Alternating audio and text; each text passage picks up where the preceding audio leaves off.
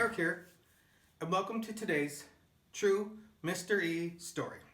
Today's story starts in Mansfield, Ohio in 1978. It starts with a woman named Judy Bruce. Judy Bruce was married to a man named Larry Bruce. She had 2 children from a previous marriage. She was kind of a simple homebody type of woman. She had a speech impediment, and so she was very subconscious about it and really didn't get around much. But later on in life, she ended up having a surgery to correct her speech. She had a palate operation, cleft palate, and after she had this surgery, it really changed her life. She ended up getting friends, getting a driver's license, getting a job. Her life changed dramatically, and all for the good. Until November 2nd, 1978.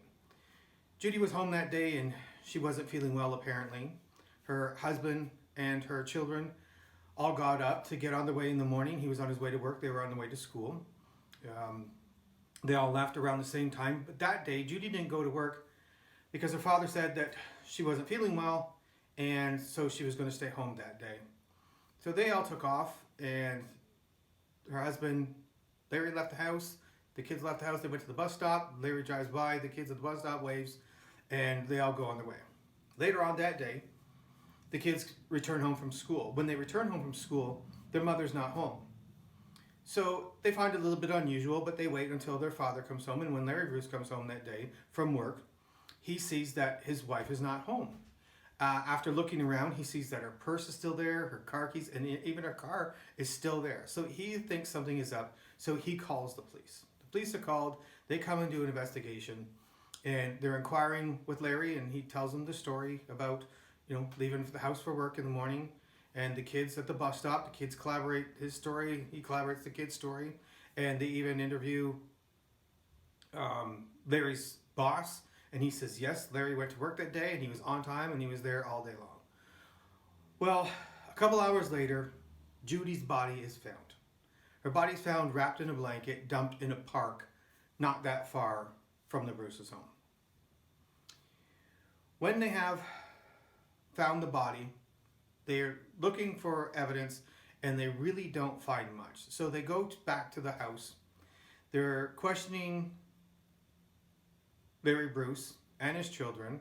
Everything seems to be normal. There's really nothing to go by. The only really clue that they had was Larry had a pair of shoes in the house that had dirt on them.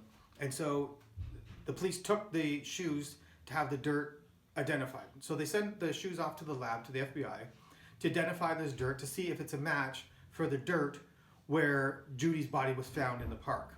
After analysis, they discovered that there is no match between the dirt on the shoes and where Judy's body was found.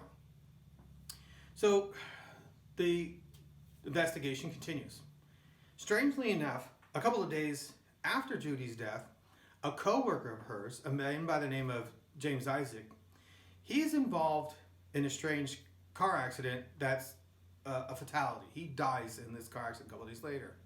And interestingly enough is that Larry Bruce says to the police that he believes that his wife Judy was having an affair with James Isaac, and that he surmises that James Isaac had killed Judy, and then he had killed himself because of guilt. And whatever. It was just a wild story. There was nothing to substantiate it, and so that's it. The case just kind of died out. And for 20 years, there really was no evidence, no new evidence in this case. Larry Bruce had remarried and life went on. Well, 20 years after her death, a cold case is opened up. And now, with new advances in technology, on DNA technology and other technology, they decide that they're going to look into this case again, and they're going to reanalyze some of the evidence that they had from the scene. And so they had his shoes that they were going to reanalyze, the sheets from the home bedding, the blanket that she was wrapped up in, some fibers from the trunk of Larry's car.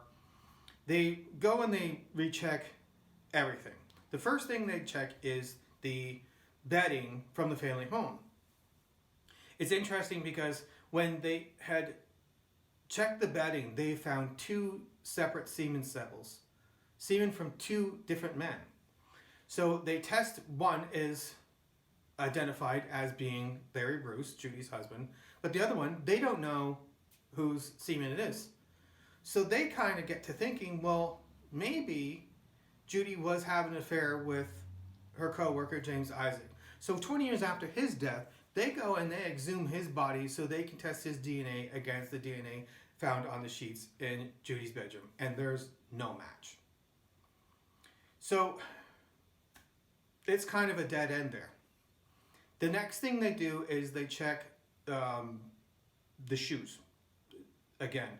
So they reanalyze the shoes and the dirt on the shoes that Larry Bruce had in his home the day of Judy's death. And when they retest the shoes, they find again that the soil was inconsistent with the soil that was found where Judy's body was found. However, they did find some new material that suggested it was from a newly constructed road. And at the time where Judy's body was found, 2 days previous, short distance from where her body was found, a new road had just been laid inside the park where she was found. And the material from that road was then matched to the material on Larry Bruce's shoes, and there they found a match. And then they checked the blanket that Judy's body was wrapped up in, and that blanket contained fibers. On those fibers that they had found, they then checked with fibers from the trunk of Larry's car, and there was a match to those fibers from the blanket to Larry's car. And so Larry was arrested. And 23 years after his wife Judy's death, Larry Bruce was now on trial for the murder of his wife. And prosecutors claimed that she was killed sometime in that night, and that in the morning when the family was getting ready to go to work and school, that as the kids walked out the door to head to the bus stop, that Larry had quickly rolled Judy up in the blanket, threw her in the trunk of the car, and then the car was in the garage, and then drove away, and then purposely drove past the kids at the bus stop and waved at them so he would actually have an alibi. The prosecution also surmised that Larry had Judy in the trunk of his car, and he ended up going to work that day like his boss had claimed years before, and that Judy was actually in the trunk of the car all day long, and that at the end of the day he had left and quickly drove by the park, dumped her body, and quickly drove home, so his timeline matched everything. So with all that evidence, and the soil evidence, the fiber evidence, they still really kind of needed a motive. Well, while testifying about seeing her father at the bus stop, Judy's daughter drops a bombshell. She tells authorities that from the age of 5 to 14, that Larry had been abusing her. And it was surmised that basically at some point Judy had discovered this atrocity, and it's presumed that she threatened to expose Larry, so he killed her. Well, it took only 2 hours of deliberation for the jury to come back with a decision to convict Larry Bruce of murdering his wife, Judy. He was sentenced to 15 to life in prison. And you know what?